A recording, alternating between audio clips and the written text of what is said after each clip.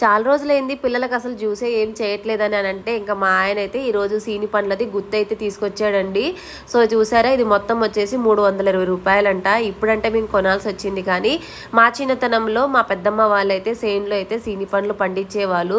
పండిన ప్రతిసారి కూడా పెద్ద పెద్ద సంచులలో పెద్దమ్మ ఇచ్చి పంపించేదనమాట.